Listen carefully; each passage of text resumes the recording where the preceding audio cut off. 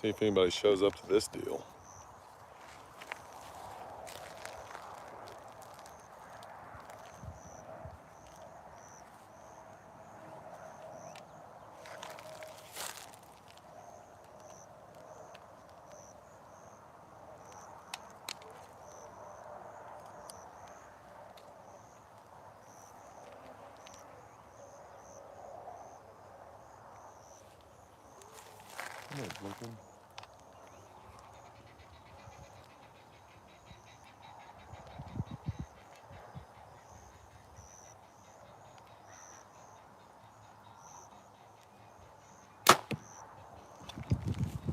What up? Who is there?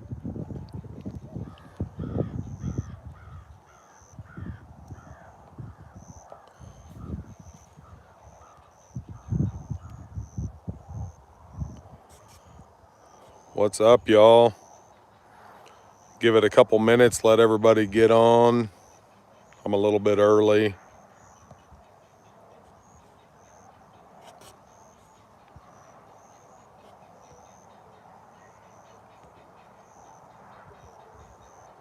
What up, Bill? No, I'm not dragging any tires today, man.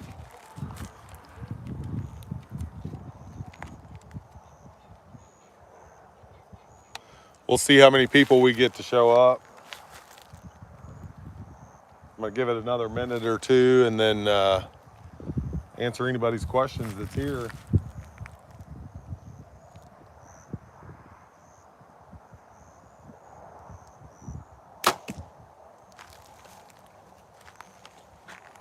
Yes, sir. Always got to get in elk shape. Always be shooting. Always be doing something to get in elk shape. How was your weekend, Bill?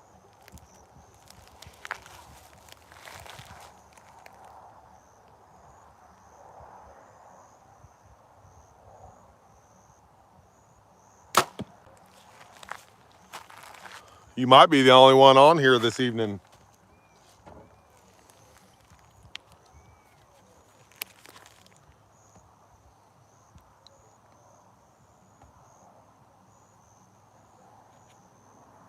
Yes, sir. You are VIP. Yeah, hopefully everybody that comes on will say something. That way I can see who's here. You'll probably see me reach up and grab the camera every now and then so I can see if anybody's saying anything. But welcome. I don't even know what time it is, if it's around 6 o'clock or not.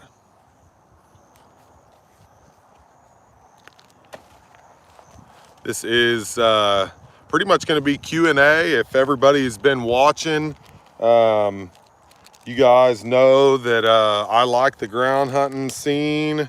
It's very simple, and I just figured if anybody had anything that they wanted to ask or anything like that, then I can answer anybody's questions. While we are waiting, I know there's going to be a couple people that's going to watch this after the fact. They couldn't make it to the live. So I'm going to, Mr. Preston D, I'm going to go ahead and get your question out of the way, bud. Preston asked me, he said, I know that you call from October through January, but does the way and the amount you call change throughout the season? So absolutely it changes, Preston. So let's take the very early part of season, right? The bucks are just now starting to shed their velvet. They're just now starting to kind of feel their oats, you know? So early in October, I will rattle, but it's going to be very, let's say, non-aggressive rattling. It's going to be more like the bucks are trying to figure out their pecking order, right? So I got my horns with me. So I'll show you there's a big difference between rattling sometime during the rut or whenever does are coming into estrus around, like I like to say probably the week before Halloween all the way through October and even December. is what I consider to be the rut period, because at any time there could be a doe that comes into heat. So early season, it might just be, you know, just little tickling of the horns. I like to just sit there and rub on brush for a little while. And a lot of times I'll get a buck to get interested. If I'm within that area that I think a buck can hear me, then I'll thrash the brush and stomp the ground, act like I'm making a scrape or something like that. And then as it ramps up in the season, then I'll start to get a little more aggressive using the snort wheeze, getting bucks fired up, making it seem like there's a couple of bucks fighting over a doe. That's usually how it goes throughout the season. Early season is not super aggressive, but remember, as soon as those bucks become hard horned, they have that urge to breed, and they're starting to, pick out their area, and they're starting to define who is going to be in the top, of their area, who is going to be that breeder buck. And they establish that a lot of times early in the season. And then again, during the rut, some other bucks could come in, and that's where that rattling always comes into factor. There's two people watching right now. Do you guys watching? Shoot me a question. That's what I'm here for, you guys. That's why I'm doing the live Q&A. Bill, you got anything that you want to ask? I wish I could see. There's got to be a way for me to see who is here.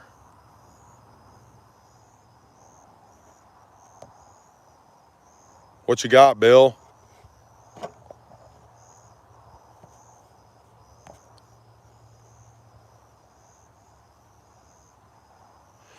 No, I haven't wore a ghillie suit because a lot of times I have my backpack and everything on.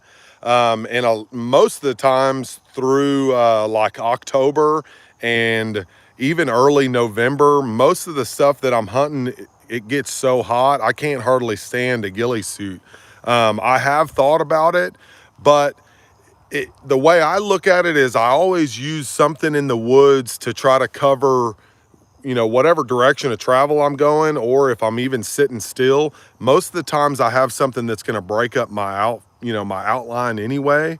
So I haven't ever used the ghillie suit, just because, for one, I don't ever want to, pay the money to buy one or to spend the time to make one.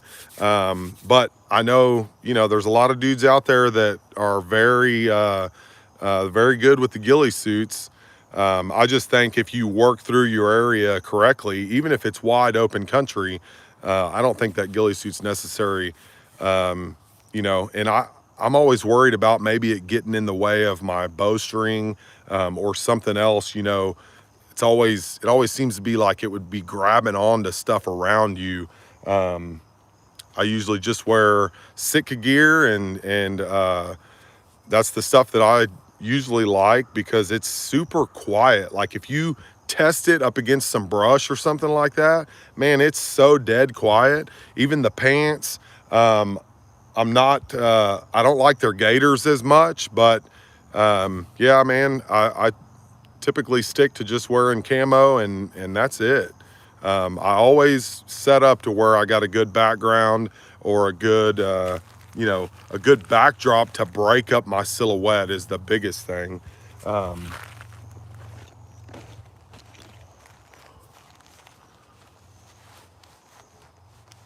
Do's and don'ts and tips. Let me go back here so I can see this. About blood trailing for a rookie. Well, here's one thing that I can tell you. Weather permitting, if you have the weather to where, excuse me, if you have the weather that allows for you to leave that deer, unless you just see it go down, y'all, in Arizona this year, I thought I had a drop dead, just awesome blood trail on that Coues buck. And I rushed in there because of the weather that was coming in and ended up bumping that deer out. And I thought for sure he would be dead within 200 yards. And then I spent a whole 2 days trying to find that buck after I bumped him that first time. So don't rush the blood trail. Like if you can leave the deer overnight and know that the meat and stuff is not going to spoil, there's no reason to go rush in there. Like you really need to sit back and calm down and think about everything that happened after the shot. Like you got to think about, did the deer run off? Did I see him pause? You know, I don't think it's a bad thing to go up and check the blood trail, but be very, very careful when you do, because I've made this mistake with elk before, and I went up and checked the arrow, and then just that 20 yards, man, and I end up bumping the elk and completely lost him. So always keep in mind everything that's happened after the shot and try to analyze everything as much as you can. That way, when you go in there to make a recovery, you're going to make a recovery and not a bigger problem. You know what I mean? Like, I wouldn't be afraid, even if there's been times where I've had to wait and it's above 70, 80, 85 degrees, and I'll wait for 2-3 hours if I think for any reason that it was a marginal shot and I didn't see that, the deer go down. Let's see here. Ryan in Kansas, what up, dude? I'm gonna answer your question. Are there certain types of land features that you seek out, particularly on out-of-state land or out-of-state hunts for whitetails? So here's what I always, this is what I always do, because I can't go to an area and go scout it most of the times. So I'm always going in blind. This is what I like to do.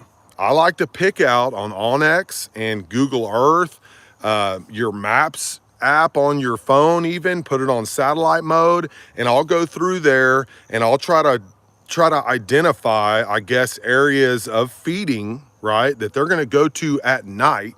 Most of the time it's downhill or down into a lower country. Some places you don't necessarily have the hills or the terrain or anything like that, but I always try to target some elevation change, right?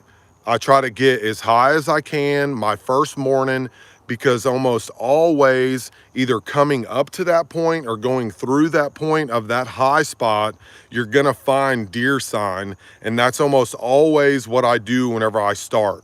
Like I pick, let's say there's a spot 1.5 miles or 2 miles from the truck, then I'll pick that high spot out and I'll go there. Like that's my first thing in the morning. If I've never even seen it, like if you go back and watch in Oklahoma, it's wide open. All I could do was pick a high spot. Same thing like whenever I was in Kentucky. I went and started picking out these high spots and I was seeing deer sign here or there. And then I went back and checked out the nighttime sign in like the feeding areas, or whether that be ag or it just be like a creek bottom or something like that with a ton of different type of plants. I mean, you can really tell the difference between those areas that they hang out during the nighttime and the areas that they hang out during the day are going to be that thicker, higher country where they can bed down and feel safe. BJ, what up, dude? Do you shoot the same arrow setup for elk and for deer? Yes, sir, I sure do. I actually was just shooting some of my arrows right now. I don't know if you can see the target right there behind me. Yes, I shoot the same exact thing, because here's my train of thought, okay? Immediately, whenever I come out of elk season, I'm immediately bow hunting in Texas. Like, I try to spend the whole month elk hunting somewhere, and then whenever I come back, most of the time it's the very end of September or even the first week of October. So I'm already, the first weekend of October is bow season start in Texas. So I'm either hunting here or I'm planning to hunt somewhere out of state. So I shoot the exact same arrow regardless of what I'm hunting, because I know it works. If it can kill a elk, I know it can kill a deer. And the other thing that I've found is the deer do not react to my arrow setup because it's so much heavier. I don't know if it makes sense, but it's actually quieted my bow down significantly. So I haven't found that the deer jump my string or even flinch to it or anything like that. It's very forgiving as far as the noise goes, and I consider to be a lot more accurate because of that heavy arrow setup for elk, that whenever I move and transition into deer hunting, I don't have to change anything. It's all, money. I know it's been consistent, and that's what I stick with is I like the idea of being able to draw down on a buck and put it right on his shoulder blade and punch the trigger and know that it's going to go through not one but both shoulders on that buck, and it's immediately going to demobilize him. You do run the risk of ruining a little bit of meat, but man, it's super deadly knowing that it doesn't matter where you shoot them, it's going to go all the way through them, if that makes any sense. Bill says, when shooting in the wind, are the adjustments you make based on feel, or do you have more scientific approach, aiming a few inches left or right based on the wind speed? Okay, Bill, so here's what I've noticed. Okay, I shoot very long distances most of the time whenever I'm practicing. I'm talking between 60, 80, 90 yards all the time. And anytime we have like a storm front or a northern blowing in where I know it's going to be 30, 40 mile an hour crosswinds, I will intentionally go set my target up. And most of the times, and this is just for me, y'all, at like a 50 or 60 yard shot, and this is no BS, at like a 20 to 30 mile an hour crosswind, I might hold upwind of that like 4 inches. And with my heavy arrow setup, man, I'm usually right in that kill zone, plus or minus an inch or two. I don't necessarily like to hunt whenever it's blowing that hard. But it makes for really good hunting on the ground. So you just kind of have to pick that situation, man. I would say the more practice that you have in the wind, the better. And the more you shoot in the wind, you'll come to find out that it with a heavy arrow setup, it doesn't affect your flight as much as a lot of people probably think, for sure. Great questions, y'all. I'm looking back, see if there's anything that I missed.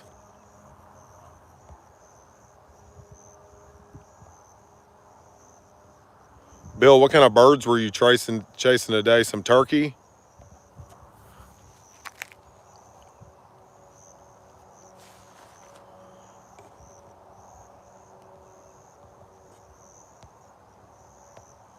What up, everybody? Please let me know if you guys have a question. That's pretty much what this whole deal is for. Bill, are you bow hunting the turkeys or are you using a shotgun? Just curious. I went out the other day and called. What up, John? Went out the other day and called turkeys for a few hours, man. Didn't get a single response at all.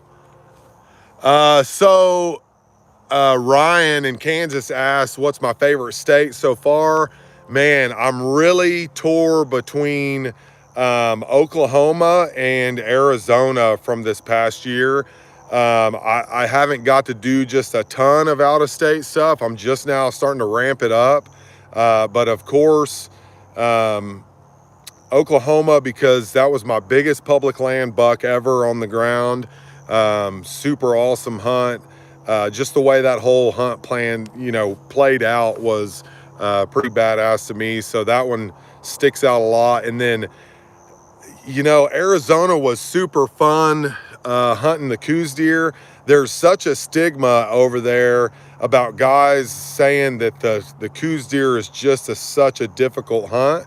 And man, I don't believe that one bit. It's really like hunting elk, hunting miniature elk in miniature mountains. So I think every state is going to be fun regardless. But so far, Arizona, Oklahoma has been my favorite. John, you got any questions? I'm here for you guys. Hopefully y'all like the ground hunting series and everything. I don't think you'll be seeing me in any deer stands or anything like that here coming up in the future. I just, you know, the mobility and everything that goes with the ground hunting is, it just, for an out-of-state hunter, it knocks out your scouting and everything all at the same time. Like, if you're not in fresh sign, you keep moving until you find that fresh sign, and then once you get on deer, don't move. That's typically what I like to do whenever I'm going out of state. Hopefully this year, I haven't picked out what states I'm going to hunt yet, but it will be some good ones. I know that for sure.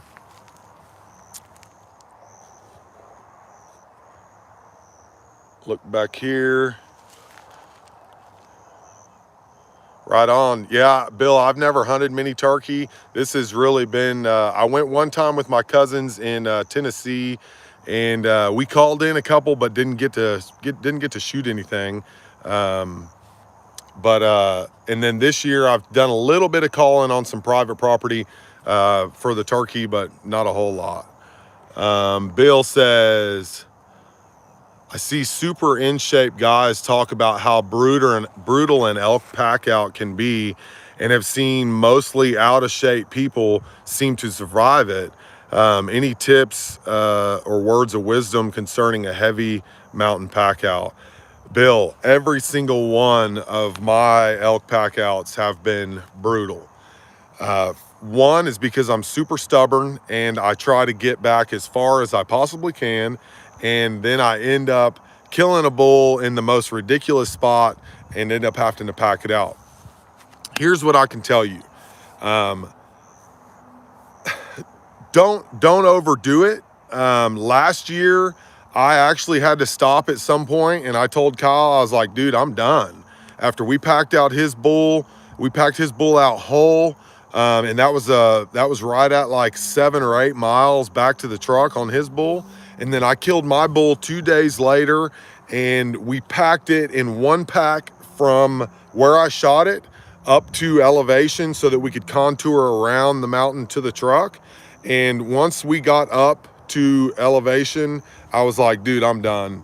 I took a quarter out and my antlers, and I hung them up in the tree, and then I came back in there by myself the next day and packed the rest of the meat out. So, man, I would say if you're under 10 miles, just take part of it. There's no reason to overdo it, you know. Even if you have to make 2 trips a day, don't overdo it, because you can hurt yourself very badly. And I've seen Kyle blow his knee out before, and it just doesn't make for a fun rest of the season for sure. Watchman 77, what's up, man? Have you ever hunted land that had mesquite trees only, especially during the winter when the cover is completely gone? Yes, actually, if you go back to my buck that I killed, oh man, it was several hunts ago, but it was a ground hunt video, and it was completely in the wide open, okay? And I was probably about, when I first saw the buck, I was probably 300 yards from him, right? I glassed him up 100% wide open, Watchman. I mean, seriously, the only thing I could do is use the terraces in this huge pasture area that used to be pasture. It's all public ground now. And in those, in the terraces, I would get as low as I possibly could, and cover as much ground as I possibly could. And man, you would be surprised how much you can get away with as long as you keep your profile low and just try to move at the best times, right? Watch that deer, make sure it, if the wind is correct, you're damn near going to be moving in almost directly in his eyesight, right? He's almost going to be looking directly at you. But once they get accustomed to something being there and not catching that movement, as long as you pay attention to that buck and move slow, man, you can cover a lot of ground in the wide open. Yeah, I don't think there's any such thing as having too wide open a country, I guess you could say. Let's see here. Yes, sir. I'm definitely Ryan, I'm gonna try a state up north, Wisconsin, Minnesota. To be honest with you, I thought about going to PA this year. I thought about Ohio, Illinois. Those are kind of all on my radar. I want to try to knock out as many states out east as I can, kind of all in one little bunch. If I can get to 2 states in one trip, that's probably what I'm gonna gravitate towards. I've got friends in Kentucky and in Tennessee. I want to knock Tennessee out for sure. But yes, sir, I plan on hitting all 50 states, man. It might be 5 or 6 years down the road, but all 50 states is definitely in my schedule for sure. I just don't know what year. John says, what kind of cover scent do you use when that buck got super close? And okay, I'll give this away. There's 8 of y'all on here right now, okay? This is something this is huge. I don't even know, to be honest with you, John, I don't even know that I should be telling you this, okay? But yes, I do use cover scent, and most of the time it's whenever I'm going to be rattling and I don't necessarily know exactly where the deer are going to be coming from. In the big wide open country, I don't typically use any cover scent at all. I definitely never use cover scent whenever I'm elk hunting, but whenever I'm whitetail hunting and I'm in a safe area where there is no bears, okay? That is key, y'all. Don't do this if you live in bear country. You will get mauled, okay? An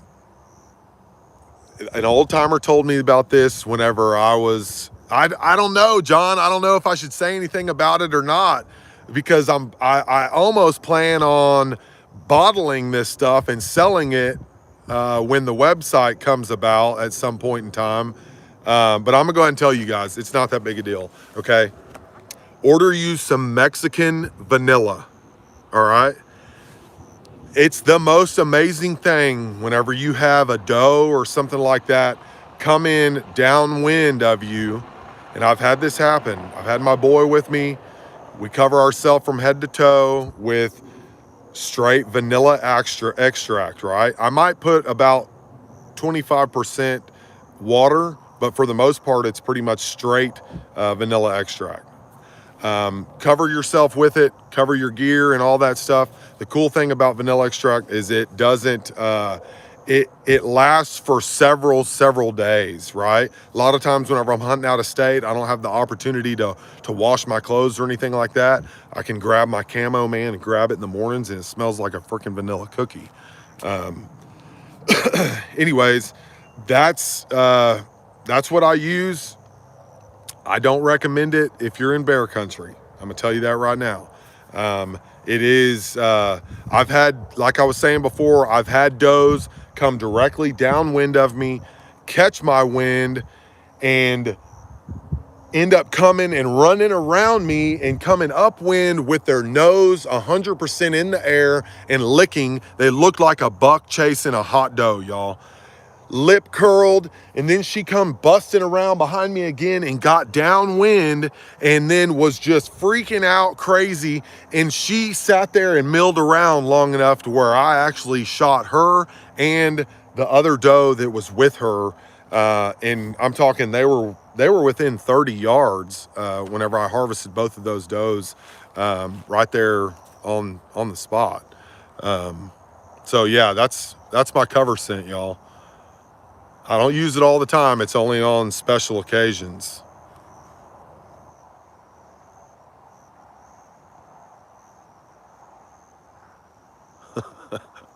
All right, Bill asked, on a recent podcast, you talked about being a finalist for the History Channel's Alone. Are you surprised with the relative lack of bow hunting success on those shows? So, Bill, that was one thing that put me apart from the other contestants, is there had only been a few of those people that had ever harvested anything with archery equipment. I was the only person that harvested big animal like elk and deer consistently with a bow. Now, granted, that wasn't traditional equipment. I do shoot traditional, but not on, I don't hunt with it normally unless it's just for pigs. So yeah, I don't know, man. I really don't understand why I didn't get picked on that deal. But yeah, I am kind of shocked that more of those people don't have more, more experience with archery hunting or traditional equipment like that. 7 of you guys on here. Anybody else? Y'all got some questions? More than willing to answer. I did want to tell y'all, those of you that have not ordered a Flatlander hat, or even guys, if y'all have some questions, go to Flatlander Hunt, or not go to, but email me at flatlanderhunt@yahoo.com. Shoot me any questions or anything like that. I'd be more than happy to answer. Most of you guys know, some of y'all have my phone number and stuff like that. I don't mind helping one bit. Anything that I can do, it helps. I think it helps all of us. We need to be growing as a community of bow hunters, regardless if you're hunting on the ground with a rifle, in a stand, in a box blind. It doesn't matter to me.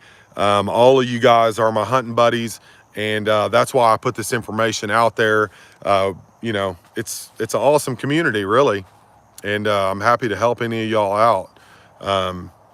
Any more questions on anything? We're hitting in about 40. We're about 33 minutes in right now. I really do appreciate all y'all.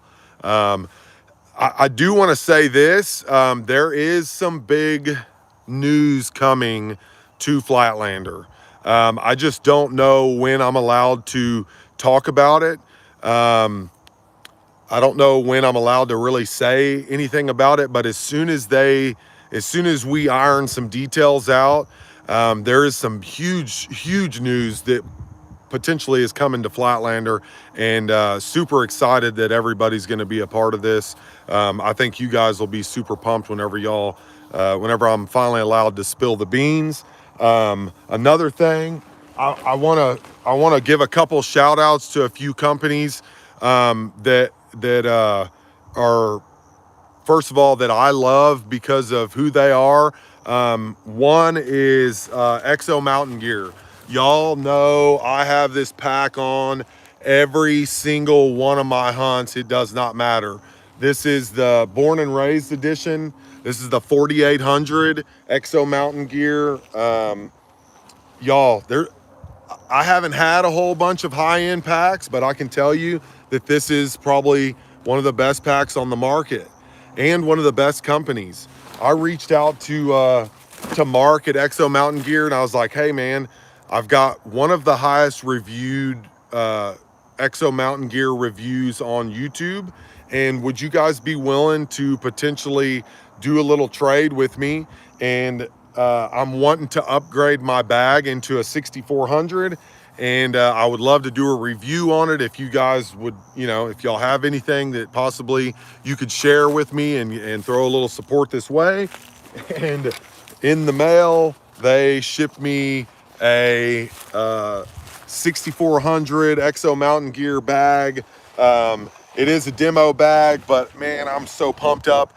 Look for a review coming up on this pack right here, on this bag at least. They didn't send me a frame or anything like that, but I wanted to say thank you to Exo Mountain Gear for sending this to me. That's huge, man. Super awesome. And then also, if y'all are elk hunters at all, you guys need to be listening to the Elk Bros podcast, okay? Joe Gillia over there sent me a t-shirt, told me thank you for my support of their channel. That he has given me numerous shout outs. So I want to thank Joe and all the guys at the Elk Bros podcast. Huge thanks to y'all for shouting my channel out, and I really appreciate that. Yeah, John, I'm definitely down. We're definitely going to be thinking about doing the hunting class, and I'll definitely let you know. I'm trying to figure out kind of the website structure that I'm wanting to do. I'm talking to a buddy of mine, Raul Pena. He's a subscriber. Raul's an awesome guy, and I think he's going to help us out with that. I'm just trying to get everything kind of in place and get a few more things figured out on my side before we get their website built or anything like that. So,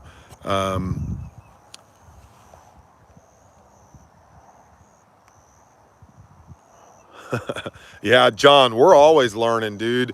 That's what hunting's about, man. I learn, that's part of why I love to hunt out of state so much, is because I don't know that area. I don't know what I'm getting into. I don't know the people. I don't know how much pressure it is. But I do my research and I learn, and I'm constantly adapting all the time whenever I'm out there in the field. So that's what hunting is, brother, is always learning and figuring out something, because I don't ever think I have it all learned. It's always a process of either figuring out the animals or figuring out the terrain, the weather, whatever it is. It's constant adjustment and learning and trial and error all the time. So anybody else have any questions, y'all, before I get off of here? I want to make sure that I answer anybody's questions that popped on. Again, I appreciate all y'all. Tell your friends and your family. Let everybody know about Flatlander. Coming up here very soon, I'm going to start editing next week on the elk hunting call-ins. I'm going to start transitioning us into getting ready for elk season, which in turn really is the same thing as just getting ready for bow season, right? Regardless of what you guys hunt, I think you should be preparing all the time. It's only going to make you better in the field. And if you're in great shape and you're in great mental shape, then you can withstand those rough times out there whenever it's a grind every day. Fly fishing it. What's up, dude? He says, hey, Cole, just punched in real quick to say hello and hope everyone enjoys the live chat. I hope everybody does too. Just got to work. Thank you, brother. Really appreciate it, man. Yeah, Bill, I got to get that tire out, man. I think everybody needs to get that tire out. Y'all go start dragging the tire and getting ready. Before you know it, bow season is here. And if you haven't done anything to improve your game from last year, that could be the difference between a punch tag and a not punch tag, right?